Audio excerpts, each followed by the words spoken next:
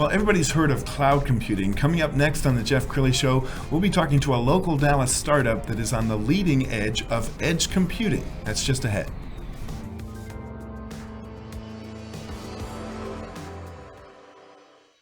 Many are predicting that the worst is yet to come, which is unfortunate, said one person here. Until now, they've enjoyed the reputation of being the nation's icebox. Watched a burglar in his home this morning by webcam. As a journalist of over 25 years, stories are what make my world turn. Reporting live from the Dallas newsroom tonight, Jeff Crilley, Fox 4 News. But in 2008, I took the jump from my familiar life and started a PR firm from my home. We're talking about anyone with a camcorder like the one I'm using becomes a television network. We started slowly growing the company, and we now have over 100 clients, and we've branched into the world of live digital broadcasting. I now own 8 different TV studios and have a huge team, and the stories that I now get to share are sometimes the most important of my life. Life has a funny way of coming around full circle. This is the Jeff Crilley Show. Well, when personal computing came along a few decades ago, we weren't moving that much data around. Really, when you think about how much data is just being moved from your cell phone to the cloud. And my next guest is Samy Fodil. He is the CEO and founder of Tawbyte.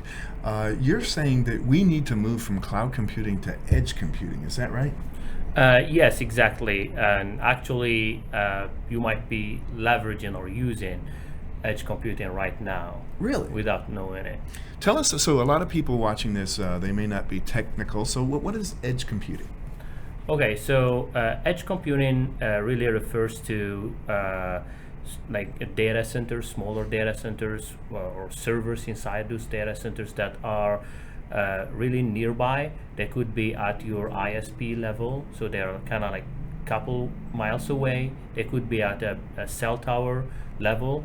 But the technical definition of edge is broader, and it really goes all the way to your device. So if your device, for example, does some data processing on, like, let's take a simple example of your phone.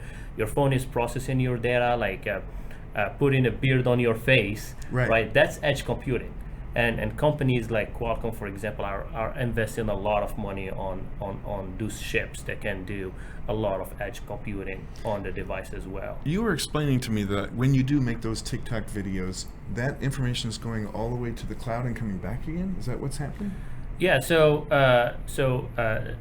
Like if the data is going all the way back to the cloud and back, you have that latency. That's number one.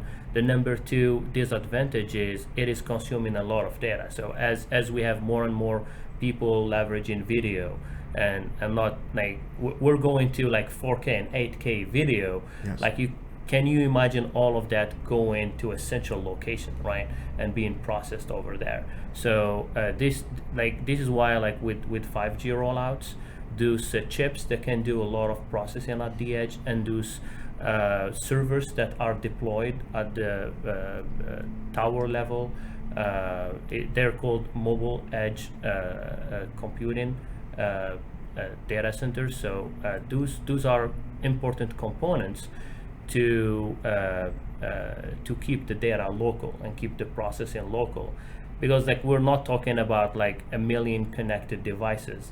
Like in 2019 has been 27 active IoT device, growing by over 100. With 5G rollouts, that will skyrocket, right? So yes. Imagine like hundreds of billions of devices, like needing to process data, needing to process video. You cannot send all that data to a central location. Well, we found a great explainer video on your website. Let's go ahead and roll that now. Mm-hmm. Corporation. By 2025, there will be over 42 billion IoT devices.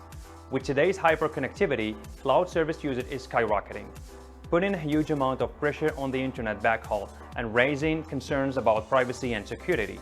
This is what edge computing solves. Because they understand that IoT companies more than ever before are moving away from the cloud to the edge.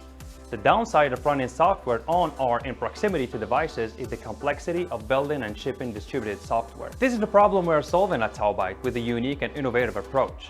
Our platform strips away the complexity of building distributed software and has the intelligence to dynamically make it available in proximity to IoT devices, thereby letting developers focus on the business logic. Taubyte is the first natively distributed edge computing platform that offers computing, storage, database, message brokers, and ledger functions as a service. To learn more about us, visit us at taubyte.com. Very nice video. We were talking before the show about the Internet of Things, and you gave an example of a pump overheating. Will you share that with the audience? Yeah, sure. So edge computing is as I said, like, it's not just to nearby data centers. It's also on site or like on the device itself. So on industrial deployments, you have some of that computing that needs to happen really on site, because if it takes too long to get the response back, it's a failure and can cost a lot of money. A simple example, like I said, like if a pump is overheating and needs to be shut down, it has to be done immediately. If that information goes all the way to the cloud, takes too long, or maybe the connectivity is lost, which is very common in IoT, that could mean like very expensive like equipment failure to like on that particular site. And workplace injuries and all of that stuff. You guys are a relatively young company, but I've been very impressed with all the awards you've won. We've got an article on one of the many awards that you guys have received. Tell us about this one. Yeah, so yeah, I mean, we won the Cambridge Wireless Technology and Innovation Award for Edge Computing, sponsored by Qualcomm. There are many companies in that competition, including VMware. Our what's different about our platform and what resonated with the judges is they understand that, number one, software is important at the edge. So all your devices really rely on software, and software is number one feature that makes that product valuable. Think of your Tesla, for example. When Tesla originally deployed the Model S, people would complain about something, and overnight Tesla would update the software and the problem is gone. Wow. You know, this is the power of software, and software is everywhere. Now, the problem with 5G, or the problem at the edge in general, it's different hardware, a lot of small devices all over the place, and a lot of data centers around. So it's not like your phone where the app tell you, hey, you need to update your app. There is no human operator to update that. So you need to handle that automatically.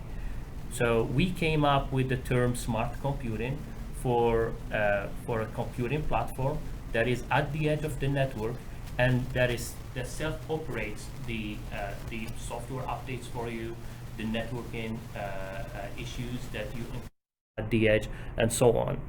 And this is what kind of impressed the judges, and this like what got us to win that award. Well, I'm very impressed with your company, and I see great things in the future. We're going to end by putting up your website so everybody can get in touch.